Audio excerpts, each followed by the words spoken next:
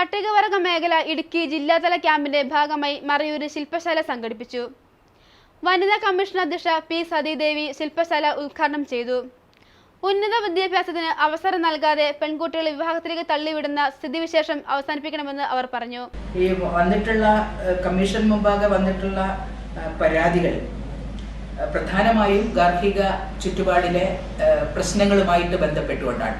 ഭാര്യാഭർത്തൃ ബന്ധത്തിലുള്ള വിള്ളലുകൾ സംബന്ധിച്ചിട്ടുള്ള പ്രശ്നങ്ങളാണ് വളരെ ഏറെ ഉള്ളത്.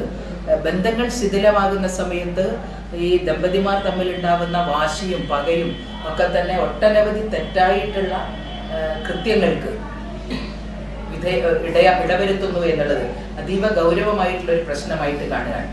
പെൺകുട്ടിയെ വിവാഹം കഴിച്ച് ഭർത്തൃവീട്ടിലെത്തി ബന്ധം ശിഥിലമാകുന്ന സമയത്ത് ആ പെൺകുട്ടി ഭർത്തൃവീട്ടിൽ നിന്ന് പുറത്തേക്ക് പോകുമ്പോൾ, സ്വന്തം വീട്ടിലേക്ക് പോകുമ്പോൾ അവളുടെ വിദ്യാഭ്യാസ രേഖകൾ പോലും തിരിച്ചു കൊടുക്കാതെ വാശിപൂർവം അത് ഭർത്തൃവീട്ടിൽ തന്നെ സൂക്ഷിക്കുന്നത് ഒരു വലിയ പ്രശ്നമാണ്. അവൾക്ക് വിദ്യാഭ്യാസം തുടരാതിരിക്കാൻ, അതുപോലെ തന്നെ അവൾക്ക് എന്തെങ്കിലും ഒരു ജോലിക്ക് അപ്ലൈ ചെയ്യാൻ പോലും പറ്റാത്ത വിധത്തിലേക്ക് സംഗതികൾ എത്തിച്ചേരുന്നു എന്നുള്ളത് വലിയ ഒരു പ്രശ്നമായിട്ട് ഞങ്ങൾ കാണുകയാണ്.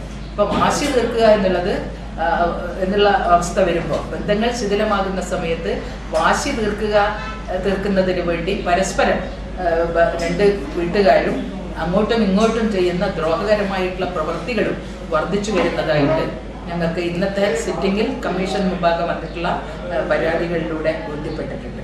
എന്റെ കാഴ്ചയ്ക്ക് ചില ബുദ്ധിമുട്ടുകൾ അനുഭവപ്പെടാൻ തുടങ്ങിയത് ഈയിടെയാ. ആദ്യം ടെൻഷനായി. മകളാ പറഞ്ഞത് അഹല്യയിൽ പോകാൻ. അഹല്യയ്ക്ക് 30 വർഷത്തെ പാരമ്പര്യവും വിശ്വസ്തതയുമുണ്ട്.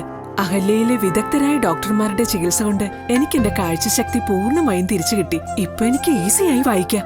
നേത്ര സംരക്ഷണത്തിന് നമ്മുടെ Ahalya. Ahalya foundation eye hospital, കേരളത്തിൽ എല്ലായിടത്തും.